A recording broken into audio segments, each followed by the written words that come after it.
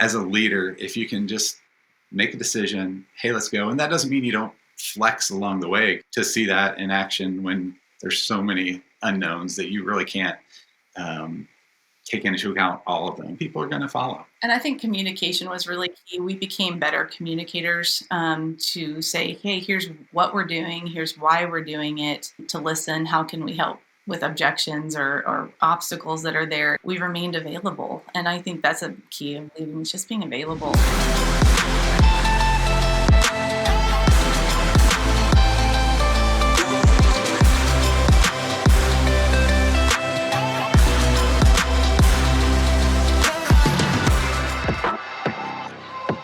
Hey guys, Frank Barry here with another episode of Modern Church Leader. It's great to see everybody today. Really excited about our guests. I'm joined by Andy and Summer Sipes, all the way out from Frisco, Texas. And we're going to talk a little bit about kind of their roles and what things have been like over the last 18 months and how church is going there. So Andy and Summer, it's great to have you guys today. Thanks. Good to be here. Thank you. Well, guys, it's great to have you guys. It's actually unique. We've never done a show with a husband and wife that both work at the church, and kind of got to talk through, not really what that's like, though I guess we could have a whole episode on that, but just interviewing a husband and wife that are working on staff at a church. So this is awesome. Why don't we start off by, Andy and Summer, you guys tell us a little bit about, yourselves and how you got into ministry and, even how you got to serving at the church you're at today and kind of that whole journey. Okay. You want to start or you want me to? You go first. All right. So got down to Texas from Ohio after college, came down to go to Dallas Seminary. And Summer and I had met really right before I graduated and left, and she was a couple of years behind in school. And so came down here, and I was finishing up after a couple of years, and she was graduating college. And so she wanted to come to go to DTS as well. And so well, I guess we're going to be in Texas. I need to find a job in ministry. And through a professor, found out about Frisco Bible Church. And I told him, I said, I need to be in Texas and all that. And he said, there's this church in Frisco. I said, no, not California, Texas. And, he told me about this town of Frisco that was getting ready to be kind of a boom town, the north side of the Dallas Metroplex area. And interviewed, got the job as a children's pastor, and started from there. And then Summer and I got married later that year, and she started school.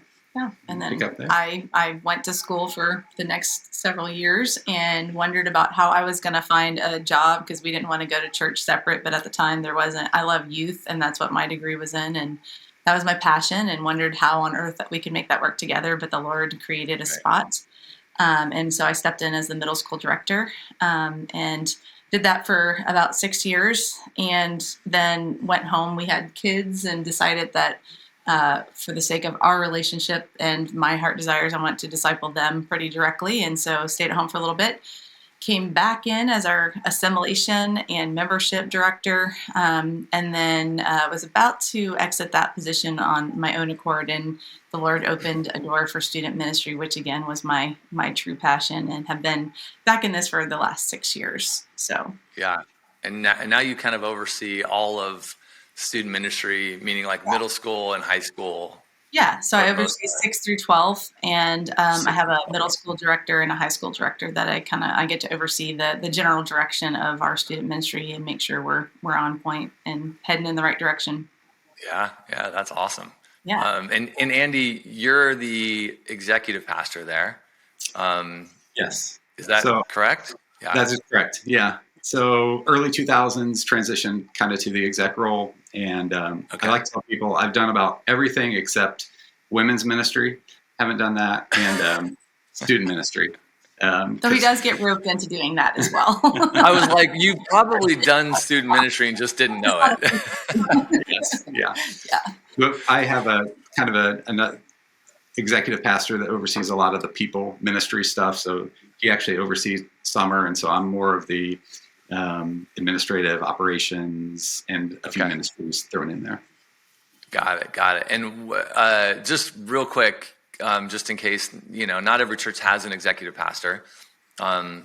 It's kind of a thing. I don't know when it became a thing, but you might be like an operations person or an admin person, or, depending on the size of the church. So what exactly does your role do? Like, give us a little more, tease that out a little bit more for us. Okay. So our lead pastor, my counterpart, and I kind of lead the church together in many ways. My role is, like I said, administration. So overseeing financials, operations, facility, our communications, our kind of connections, assimilation, hospitality, guest services, and worship actually is under my oversight as well. Although I can't play a tune, I can carry a radio and carry it around, but no musical abilities, unfortunately. But Jeremy, my counterpart, does, like I said, Summer and her ministry is our children's ministry, our adults, men's, women's, things like that. So we work kind of in tandem together. I think a lot of what the executive pastors, at least in our context, do is Wayne and our elder board, which is we are an elder-led church, but they kind of set the vision of the church and the mission, and Andy and Jeremy kind of take that and they kind of make it happen. Like they're kind of the directors of that process across the church and the finances and all of that stuff. So I like to equip people to do it. I just give them what they need, and they're the ones that really do it and do it really well. Yeah, that's awesome. Do you enjoy that role? Coming from children's ministry, right, kind of where you started, doing a lot of stuff all the way till now. Sounds like Summer, you stayed kind of in the lane that you really love, like mostly with kids and youth and in that zone. There was maybe a time in the assimilation world. I love little ones, but they're not my favorite to work with. I like them once they hit middle school. I'm one of those weird, rare people that think middle schoolers are really cool. But that's awesome. In my lane, yeah. And Andy, do you dig the role that you're in now? Is that kind of, like, man, I love this kind of work. I do. I love like I say, I love really being able to equip people and help kind of talk through where they want to go and help them bring that vision to fruition. I love the variety of it, just to be involved in so many different areas. It's budget season for us around here. I love budget time. I just think it's it's a fun time. To me, it's kind of a vision fun time. It's like, okay, dream about next year and what you want to do in your ministry. And so let's put numbers to it and really see what God would show us for the next year and how we're going to accomplish that vision. And so I like to be able to finagle and work those things and help make it happen. Right. Yeah. No, I get that. I mean, sorry, go ahead, Summer. I like to spend the money. Yeah.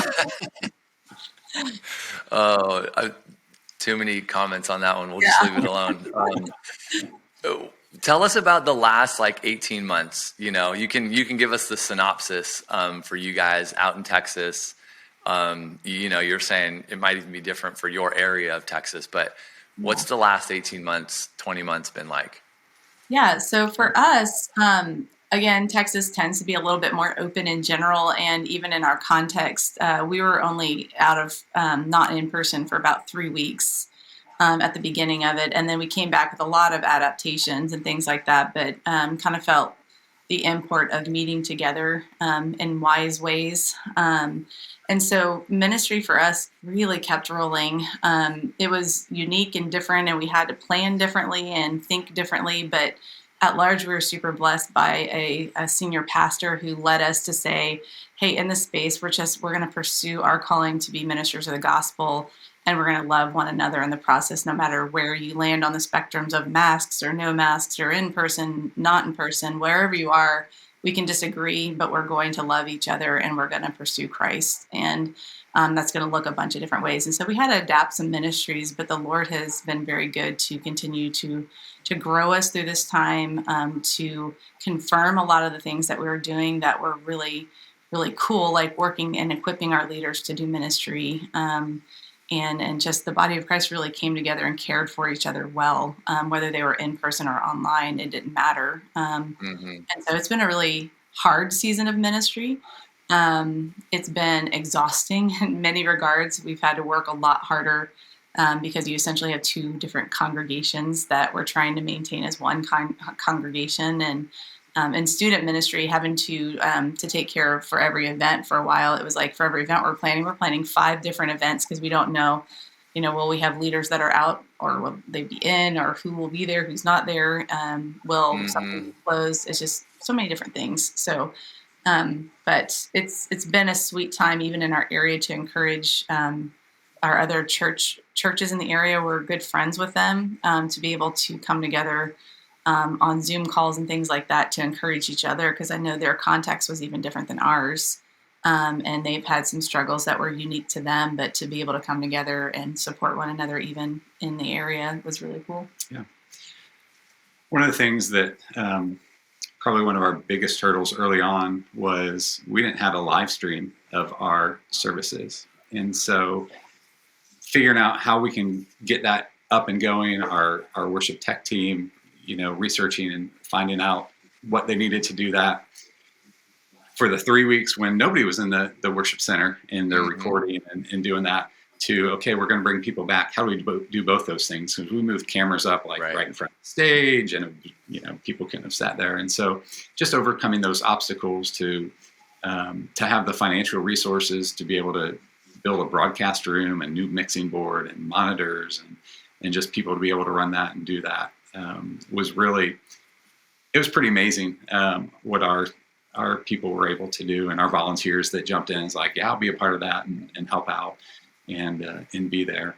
So that was really great. And that has really expanded the reach of, again, it's the reach of the church to be international. We now are in places that don't have local churches currently available to them, or so our congregation, so to speak, the people that we get to minister to, are all over the world now. And that is a really cool thing, I think, across the country that we're seeing, is that then the gospel is going out in new ways because of this whole time period.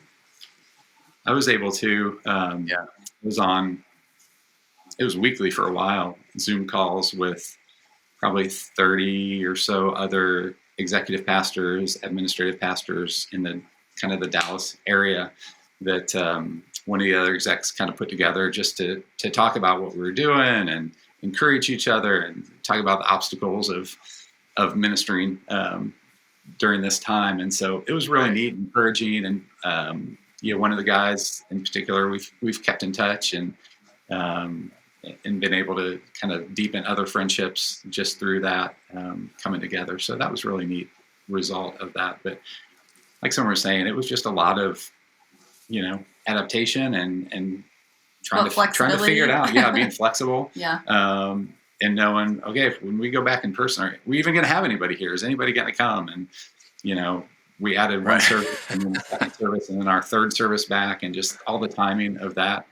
But our leadership just, decided, hey, here's the decision this time, here's the decision next time, and just led confidently, but with compassion, and God really has blessed this season for us. And it is cool when the Lord is the one that's guiding our ministry, that there's confidence that no matter what we're doing, He's gonna step into that, and so it takes the pressure off of us to be able to rely with Him on that and let Him lead, and let us just be part of what He's gonna do, and the fear of failure is removed when that happens. Yeah. What'd you guys learn through all of that? 3 weeks out isn't that much time, but you put in live streaming, and Summer, you mentioned being super flexible. But is there any big learnings that you took out from the kind of church leadership perspective that you're applying to church going forward? Yeah, I'll answer. During that time, I actually also get to coach with youth specialties, and we kind of went on Zoom calls during the month of May and June. So I got to see a lot of different things across the country. And what was really cool is that we have spent years investing in those, our congregation that is the body here, to lead ministry and to own ministry, and not to be staff driven. And so what I learned in that is that it really I think that is what the Bible calls us to, is to equip people to do ministry.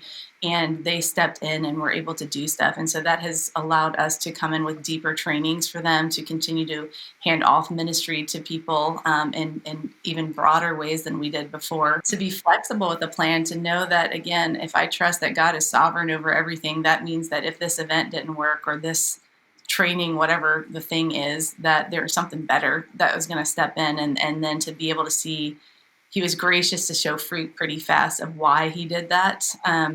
And so I think just the confidence in this space is what I'm taking out of it. I think though it was difficult, he was so faithful, and at every step of the way, to see people come to know the Lord, to see leaders having confidence that they could do what we'd been telling them to do, but now the training wheels were kicked off and they were having to do it. Yeah. And so just more opportunities for that. Pulling in my direct area, pulling students into ministry was really cool, and using their creative gifts, especially as digital natives. They had a lot to offer in this space, and so they even helped the church at large to come on in social media platforms and different things like that. I also think I have learned the continued. I know so many places. Church staffs and even churches in the area see themselves as competition, rather than siblings in Christ that are working together for the same mission. And so I've learned the importance of the encouragement of my friends in the area, as sounding boards, as people who are praying for me and I'm praying for them, for staff members who I love and have always been there. It's just a really sweet sense of leading alongside the body of Christ rather than it being a solo venture. I mean, I love that. Andy, I want to hear yours, but I want to dig into that a little bit more too. I would say, and we kind of alluded to this, I think there's a power when you just calmly set a course and you lead. We didn't have all the answers. We didn't know we were doing the things right or wrong. We did the best that we thought possible and said, hey, this is what we're going to do. And we're with you, whether you're here in person or not. But this is what we're going to do. And I think our people responded. We had great online community. We had great in-person community. And, as the virus went up and down, we'd lower numbers as people stay home and they tune in online and still feel connected. And so I think just that, as a leader, if you can just make a decision, hey, let's go. And that doesn't mean you don't flex along the way, because as more information comes, as things change, you need to do that and ready to do that. But, just to set a course and say, this is how we're going to go until we know more, and go and just bring people along in that. I think that's been really powerful, to see that in action when there's so many unknowns that you really can't take into account all of them. And so just make decision, lead, and people are going to follow. And I think communication was really key. We became better communicators, to say, hey, here's what we're doing, here's why we're doing it, and then to listen, how can we help with objections or obstacles that are there. And so just the ability to step in and communicate in new different ways with the congregation at large made people feel a part of that. They felt like they knew the direction. They weren't floundering as to, oh, what are they thinking? What are they doing? And then we remained available. And I think that's a key of leading, is just being available in the many forms it takes.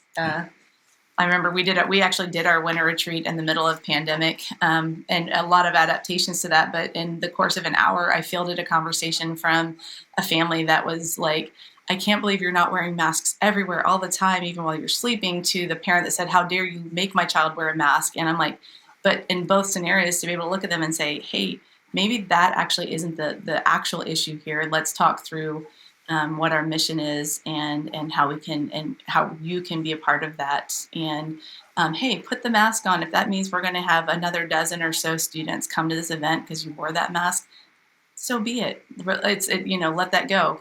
Or hey, maybe while we're outside, it is okay for us not to have that on, or your kid can have it on. And here's what we're doing to be safe and wise in that space. So I think it's just being confident and leading, knowing that the Lord is the ultimate one that's driving the ship, and he'll course correct if he needs to. You guys both mentioned kind of pastors groups or leadership groups that you connected with during the pandemic. Like somehow that sprung up. So maybe you guys can just share a little bit, as we kind of maybe wrap things up a little bit. But you know, how do those get created, and what are they? Like how did it happen? What is it? What purpose did it serve through all of this? Like these kind of connecting with other church leaders in your community and doing this together. For student ministry, we had a network back when I first started, and then when I stepped back in, I kind of looked around, and it didn't seem like there really was one. So I literally went to everybody's website and figured out who the youth person was, and emailed everybody and said, "Hey, let's meet and figure this out." And then because we were kind of course correcting some things in the ministry, I didn't have time to lead that space, so we handed it off. But stepped back in with a couple of my friends in the area back in January and kind of repackaged it to really focus on the need for youth pastors, I think, to be encouraged and to continue on when things are hard. And we know what each other are going through. And so it kind of had a threefold purpose for at least the Frisco Student Ministry Network. One is to encourage one another. And so we meet once a month and for an hour. This is like youth pastors, student ministry from churches all over the area. Anybody that works in student ministry in Frisco and surrounding areas. Okay. I mean, in Frisco alone, we have over 65, 70, it's kind of changing every day, 1,000 students. And so any one of us, we can't hit everybody. And so if we link arms, then we can hit a lot more. So again, we encourage each other. We equip on different topics that are pertinent to what we do as ministers of the gospel. And then we also really work hard to engage the community. So this next month's meeting, our county judge is coming in for our area county to talk to us about how we as a student ministry and how we as churches can help partner for the good of our community even. But yeah, lots of different functions, but I think it's critical for a healthy area of church to not do it by yourself. And before, our church is about 27 years old. I get that right. And a couple years after it started, 27. We talked about it before. Yes. Our lead pastor, who's also our founding pastor, started meeting with a couple of the other pastors at town. At that time, there's probably a handful of churches in town, and they started this Pastors Alliance, and it's kind of morphed and changed over the years to its kind of present form, where our senior pastors, lead pastors in town will get together monthly and share a meal and have conversations about what they're doing, what's hard, what's good. And so having those established relationships, a couple of the pastors in town have been around for 15, 20 years as well. And so they've been here a long time and been able to develop really good friendships. And so to be able to enter this time is like, what do we do? And so just be able to pick up the phone and call some of them and say, hey, what are you guys doing? Right. How are we communicating that? And really having somebody to help lean on and to be frustrated with, be excited with. And so those were already kind of established. And so going into this time, it wasn't like we're having to figure out and create the wheel ourselves. We were able to really draw from each other, learn from each other. The executive pastors that I'm involved with in town, kind of there's even broader networks. And one of them kind of created a Zoom call for execs. And we had a topic each time over several weeks in June and July last year that was looking at a lot of reopening, churches that weren't open, how they were doing it. And so there's probably 30, 35 other execs or admin pastors that were on that. And I remember we talked about cleaning. Hey, how are you guys doing your cleaning protocols? Who are you using? What resources? How are you communicating that? What's the signage? Right. And so just to be able to have that network, us locally here in town kind of already in place, and to be able to expand that and to have a broader network of, hey, we're all trying to figure this out together. And it was really encouraging to be able to be a part of those, to have follow-up conversations, individually with some of those people, like, hey, tell me a little more about this or that, or why'd you guys do this? And so it was neat to be able to see that network that we'd put in place for many years and built and grown and kept those relationships going of, hey, we're all in this together. We're all trying to reach the kingdom. We do it differently, Right. But we're in this together. How can we help each other? It was really always refreshing and rewarding. Yeah, I think it's just there's practicalness to having a network of people in the area, because those are the people that know the area that you're reaching. So there's that practical training, but there's also that encouragement that's necessary. And I do think it's super important for our communities to see that the Church of Christ is on mission together. And so when we've had people visit, even if it's just not, sometimes it's just not a fit. And so we can look at them and say, hey, you know what? I think you would actually go over to Frisco first. Here's kind of their pastor. Here's their youth staff. Let me call ahead of them and tell them to look out for you. Like, there's just a care for people that I think can expand. And in a generation where we see a lot of divided families, like, I may have a kid one week and then they're with like a divorce situation and they're over at one of the friends in the area's churches the next week. But we have we have care that can cross over because the two pastors know one another and can care and love that kid better. So I think we end up caring for people better that way too.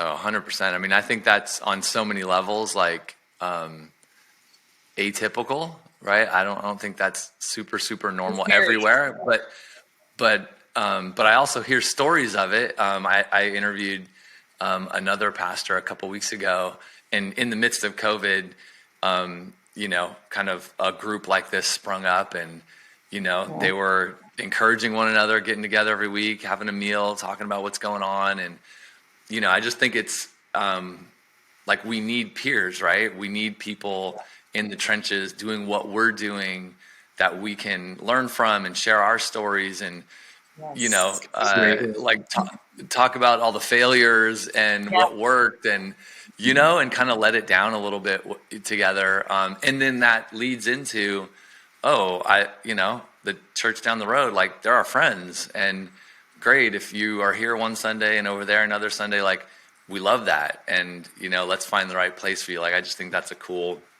way to do a way for the church to show up in a community in a bigger way. Not because there's 100 individual churches, but because there's one big church that has a bunch of different locations, if you will, right? Kind of serving that community. So that's beautiful. I think that's super cool. I agree. Where can folks go just to find out more about you guys and about the church? And if they're ever visiting or want to check you out online, what's the website? Yeah, the website is friscobible.com. If you want to check out students, we're /students. And we're also on Instagram, Facebook, Twitter, mostly Facebook and Instagram. So at Frisco Bible is the Instagram and Facebook. And we also have at Frisco Bible Students on both as well. So we'd love to have conversations. Well, guys, this has been great. Thank you guys for coming on. Yeah, thanks for having us. This is super fun. Thanks for what you do. Yeah, absolutely. And everyone watching, make sure to go check out their website, friscobible.org. .com. Okay, friscobible.com. And we will catch everyone next week on another episode of Modern Church Leader. Thanks, guys.